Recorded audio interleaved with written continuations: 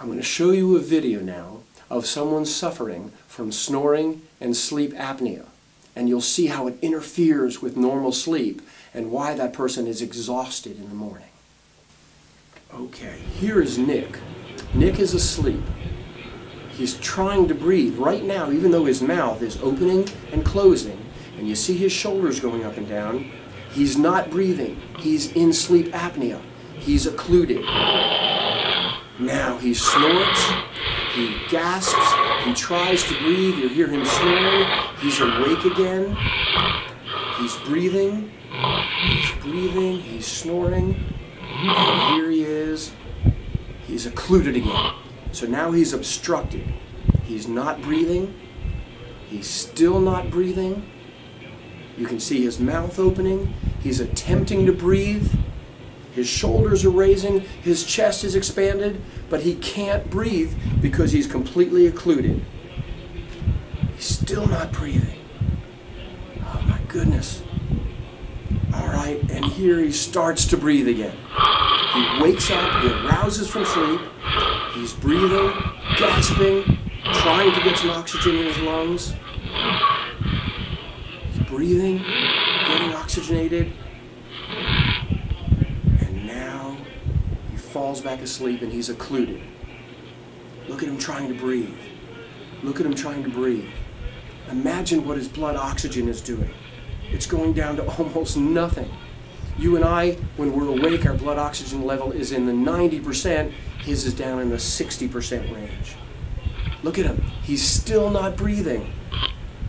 Still not breathing. And his mind says, okay, wake up, you gotta breathe. And he wakes up and he breathes. He's breathing, getting oxygenated, getting oxygenated.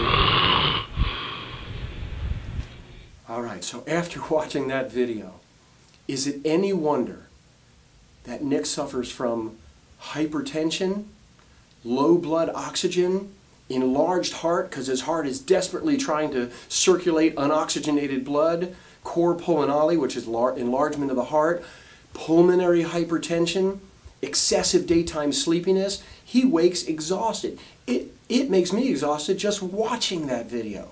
And you know what I mean just by watching it. He also suffers from mental confusion, anxiety, depression, increased chance of motor vehicle accidents, accidents at work, heart attack, stroke, all of that just from getting a poor night's sleep. Of course, socially he suffers too. He's not very happy in his marriage. His wife hasn't slept in the same bed as him in 10 years. He can't go to parties. He falls asleep immediately. He gets to the party, says hi to everybody, sits down on the couch, and immediately falls to sleep. So how is snoring and sleep apnea treated? The gold standard for treatment is the CPAP, the Continuous Positive Airway Pressure Mask. The CPAP is almost 100% effective. How does it work? Let's go back to our root beer float. Remember, the straw is stuck in the ice cream, and we can't breathe in. We can't suck any root beer through it. But if we blew through it, it would inflate the straw, and we'd be able to get air through the straw. That's exactly how a CPAP works. It's either a nasal mask or a nose and face mask that blows air down the airway. It acts as a pneumatic splint. It blows the airway open. The only problem with the CPAP is, although it's 100% effective, it's only 20 to 25% compliant. That is, 75 to 80% of people who are given the CPAP can't wear it or don't wear it. I have patients come in and I say, oh, you have obstructive sleep apnea? Yes. I said, do you have a CPAP? Yes, I do. Do you wear it? No, I don't. Maybe once a week, maybe twice a week when I'm really exhausted. So that person, 5 or 6 nights a week, is like Nick. One night a week, they're getting a good night's sleep. So you see they're getting sicker and sicker and sicker, even though they have a CPAP. When a patient comes in and tells me I have obstructive sleep apnea, and I have a CPAP machine, and I wear it every night, I'm done. I don't argue with them. I tell them, wonderful. I'm so glad that it's working for you. You are 100% treated and you're not suffering any of the ill effects of snoring and sleep apnea.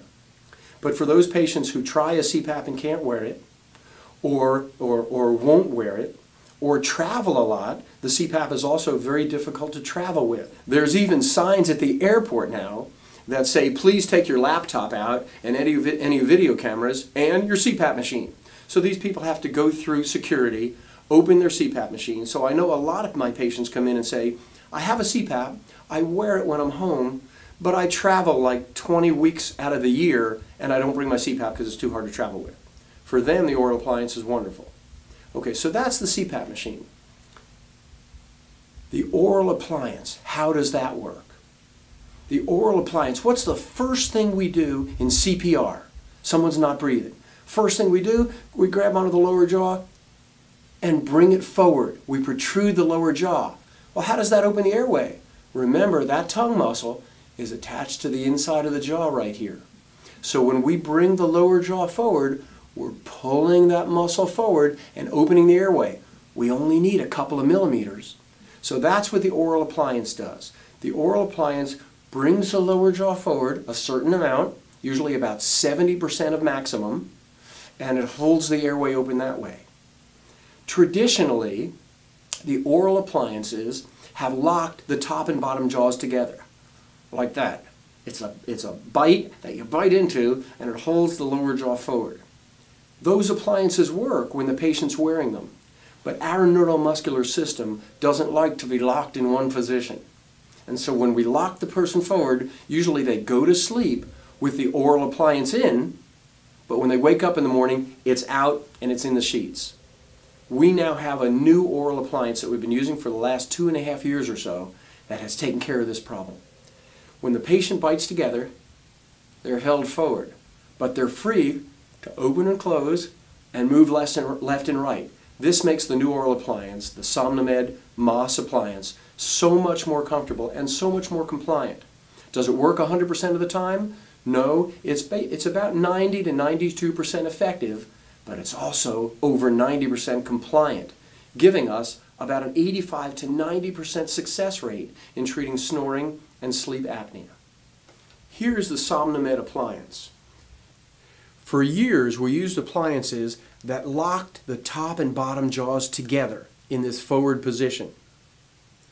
That appliance worked well when the person had it in their mouth, but our neuromuscular system doesn't like being locked in one position. You can see it's like an upper mouth guard and a lower mouth guard, and it's got these wings. It looks like these wings would be uncomfortable, but they sit right inside your cheek, and patients report great comfort with this appliance. You can see if the person tries to close back in this position, they can't, and they just slide forward, and now they're that 70 to 80% forward, and they're free to open. This appliance gives you the freedom to take a drink of water at night, to talk on the phone if you need to. You don't need to rip the appliance out of your mouth. And we custom make this appliance so the person can't open up beyond this and sleep in that position. This particular appliance holds you forward 70% or so and is adjustable. You can see I don't like to guess at where we're going to treat your snoring and sleep apnea 100%, what position. So in this case, the appliance is adjustable. If we give you an appliance adjusted to 70% of your protrusion and it helps your snoring 80 or 90%, we're free to adjust the appliance a little bit further forward until you're 100% treated for your snoring and sleep apnea. I've been treating snoring and sleep apnea for over 12 years now. And right at the beginning, I started going to the annual meetings of the American Academy of Sleep Medicine. This is a group of hundreds of physicians who get together yearly, sleep physicians and sleep technicians. They get together and they talk about advances during the year in treatment of snoring and obstructive sleep apnea.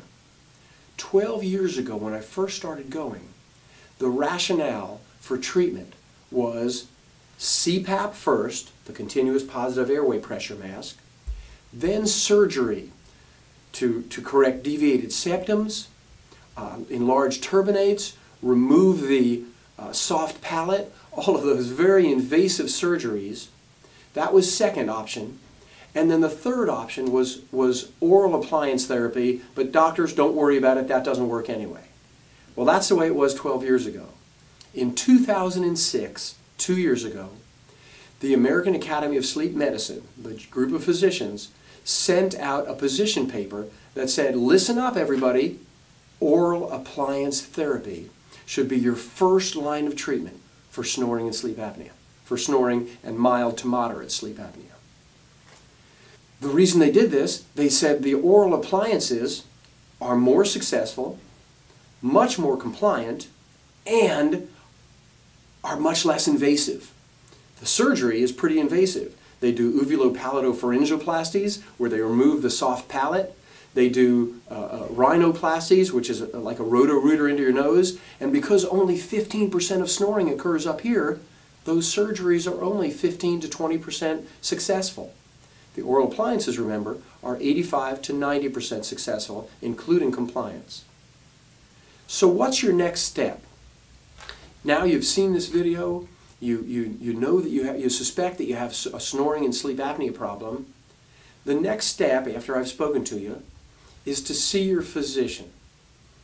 I need you to go through an overnight sleep study called a polysomnogram to definitively diagnose that you have snoring, just a primary snoring problem, or obstructive sleep apnea, designated as mild, moderate, or severe. From that diagnosis, from obstructive sleep apnea, then we can make you an oral appliance. The reason we put you through an overnight sleep study is to rule out some other diagnoses. We want to make sure you're not narcoleptic, make sure you don't have central sleep apnea, and other sleep disorders. Once we have the diagnosis of snoring or obstructive sleep apnea, then we can treat you with an oral appliance. There's 3 ways that you can go about seeing your physician. If you need to see your primary physician to get referred to a sleep lab or a sleep physician because of your insurance, then we'll write a letter, we'll send a letter outlining your signs and symptoms that we determined and a recommendation for a sleep study. We also have a sleep physician and sleep lab that we deal with directly, that we can refer you to. You let us know how you want to proceed. There is a third way that's gaining in popularity. It is an at-home monitor that will help us diagnose snoring and sleep apnea. It has less leads, so it's a little more comfortable, and you're sleeping in your own bed. We'll talk about the advantages and disadvantages of each of these and which is the best option for you. Again, I'm so glad that you're seeking treatment for your snoring and sleep apnea. You see from our 15-minute video here that it's not just a nuisance. Snoring is not something to laugh at. It's not a joking matter. It is life-threatening. When combined with sleep apnea, many people, it's estimated that up to 38,000 Americans die each year from the side effects of snoring and sleep apnea. Thanks again for watching this video, and I look forward to talking to you more about your